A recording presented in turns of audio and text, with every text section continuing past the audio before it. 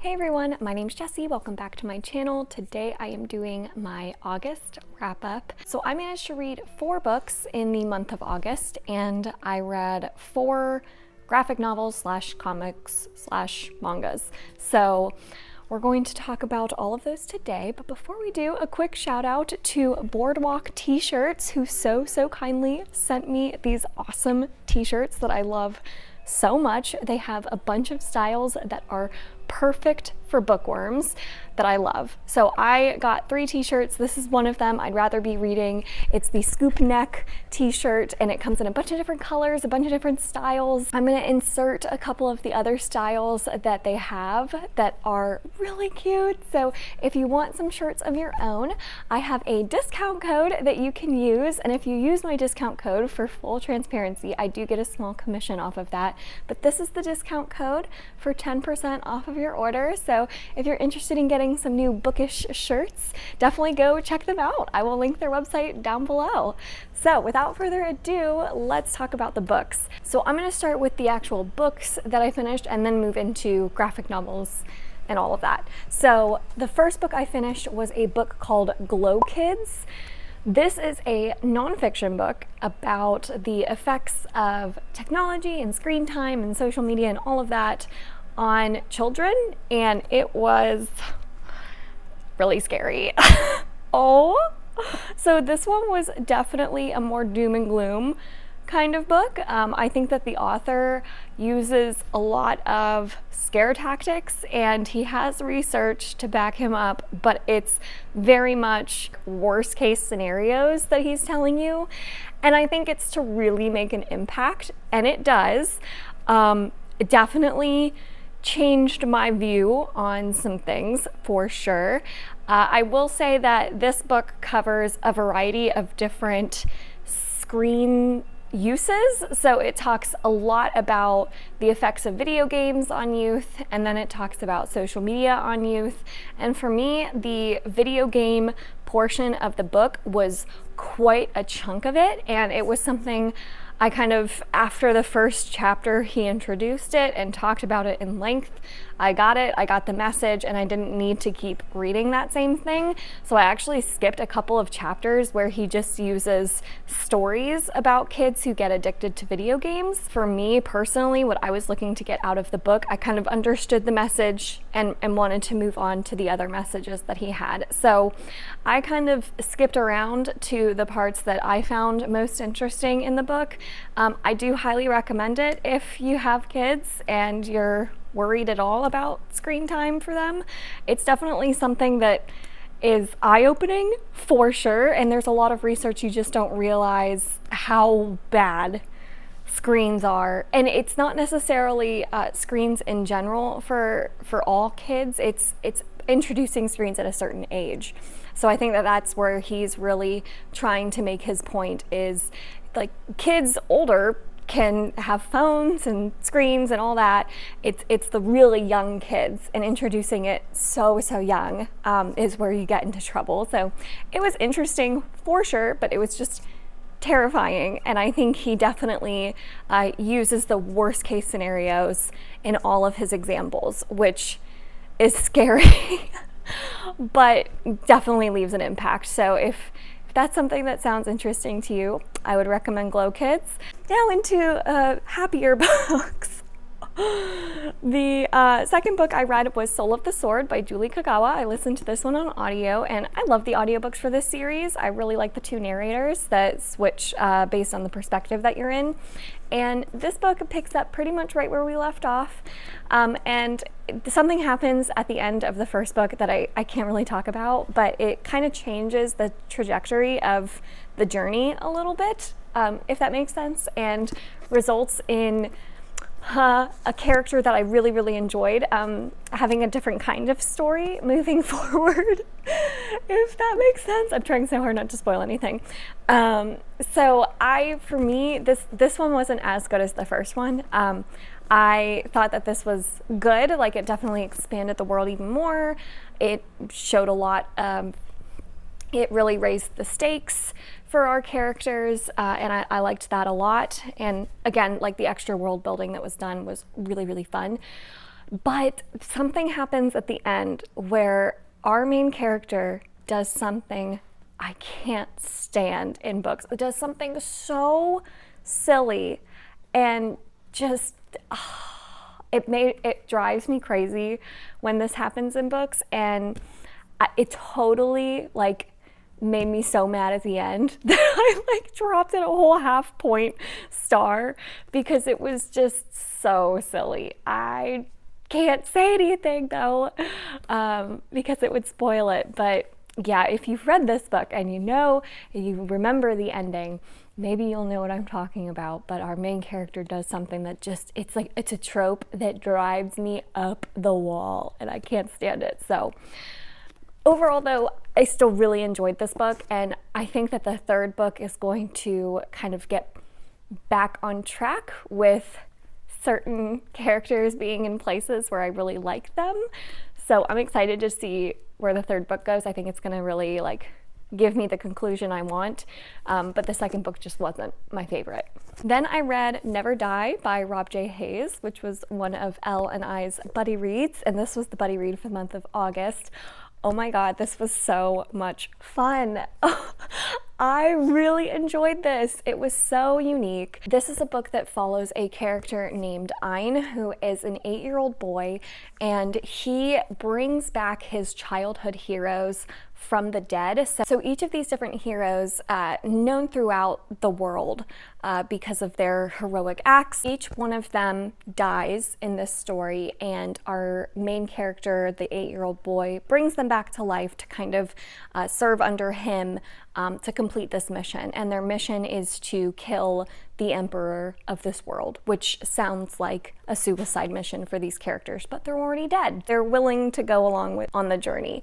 And it was just so much fun. And the ending, I had to like reread it a couple of times because I was like, my brain could not comprehend the twist at the end and how it made sense. But I think I finally got it to make sense in my mind. But it was just so much fun, and the characters were really fun to follow. The dynamic between all of the different heroes and just the mystery aspect of it, like what's really going on here. It really kept me engaged throughout. It almost felt like reading a video game, if that makes sense. Like each chapter felt like another level, where even the chapter headings would be like this character versus this character, and it would be like the battle between these two heroes, and it just felt like a video game in certain aspects. And so once we conquered each hero, you'd move on to the next level and get to the next hero. It was just it was really fun to read. So this is a standalone, but I think that there are other books in this world that I'm really interested in reading, and I'm definitely interested in reading more of Rob J. Hayes' work because I just had a lot of fun with this. Is it a new favorite? Not necessarily, but it's definitely one I would highly recommend to those who it sounds interesting to. I just really liked the concept and just thought it was a blast. So if you need something fun and quick to read, check out Never Die. It's a good time. And then the last book I read was Hood by Stephen R. Lawhead, which was Elle and I's buddy read for the month of July. So I finally caught up and read it this month, and I really enjoyed this one as well. I'm so happy. Our buddy reads are finally hitting for me, and I'm so excited about it. So Hood is a Celtic retelling of Robin Hood, hence the name. So it follows this character named Bran, who is the heir to this kingdom's throne, and this kingdom at the very, very beginning is invaded by these Norman invaders, and you quickly realize that this kingdom stands no chance against these invaders, and Bran is presumed dead and kind of has to go into hiding and try to find allies to try to claim his throne again. And so there's your kind of Hood twist on this book, is Bran is very much the Robin Hood of the story, and you pick up different characters along the way who you'll recognize if you know the original Robin Hood story. So I really liked this twist on Robin Hood. I thought the characters were really well done, and just the politics of the world, the stakes. I will say, I haven't read a book recently where stakes are established so quickly. Like, immediately something happens in this book where you are like, okay, this book doesn't mess around. Stephen Lawhead doesn't mess around. We are in it, and it is scary and it is real, and the stakes are so high. So you definitely feel so much tension for your characters. You're on the edge of your seat. You don't know who's going to be safe. He's not afraid to have character deaths that shock you.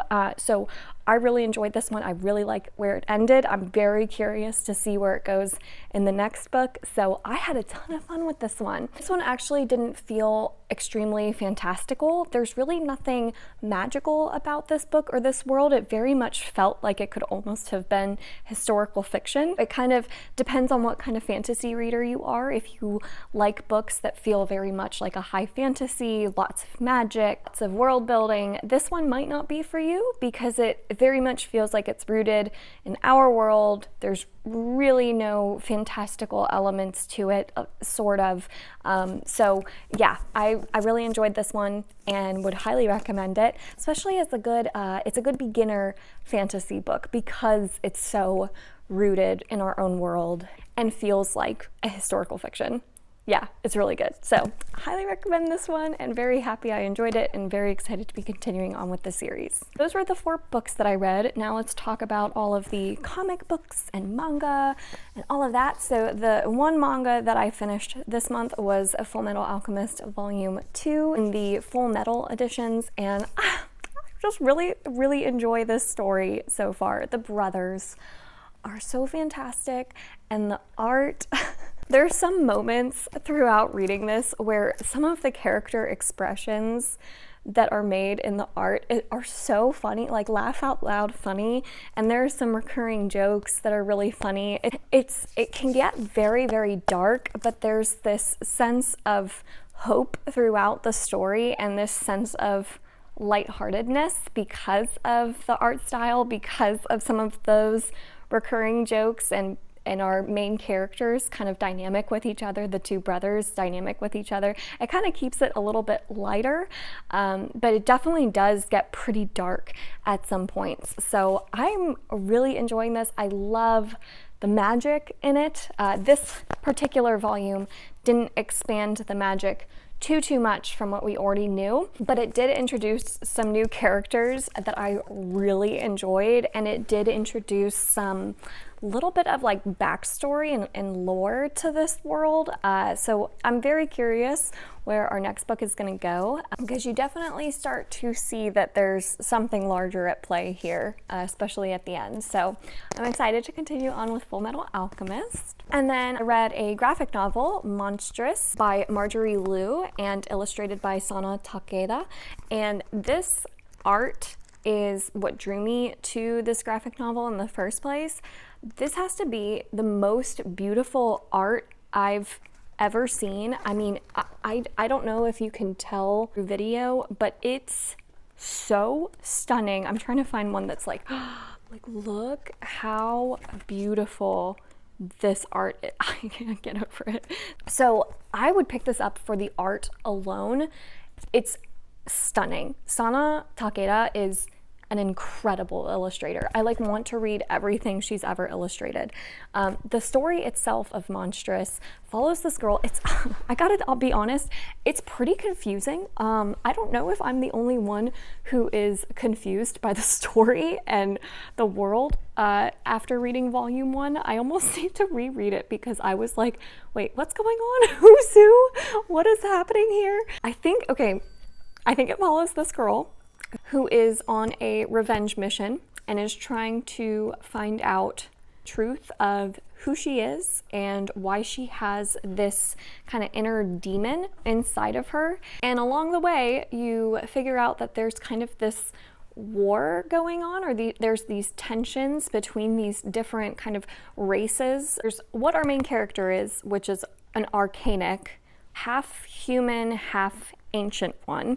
And then there's the humans who are kind of rising up against the arcanics. So that's kind of going on as like an overarching plot line as our main character is kind of on this mission of revenge. So it's a little confusing, but I think I pretty much understood it by the end. There's a couple of info dumps where at the end of each chapter you get like a cat telling you these lessons of this world and its history, which kind of helps because you're like, wait, what's going on? So having those info dumps while they're exposition, it's actually extremely helpful. The characters themselves, I really like our main character, even though I'm very confused by her mystery right now. I'm like, what in the world is going on with her? There's also this arcanic character that is following her along named Kippa, who is the most precious character, and the art for Kippa is just, oh my gosh, it's so adorable. So I really like the characters in here. It does get really dark. Like, some of the things that happen in this book are so violent and so dark. Definitely did not expect that going into it, but yes, expect a very dark story, a very violent story.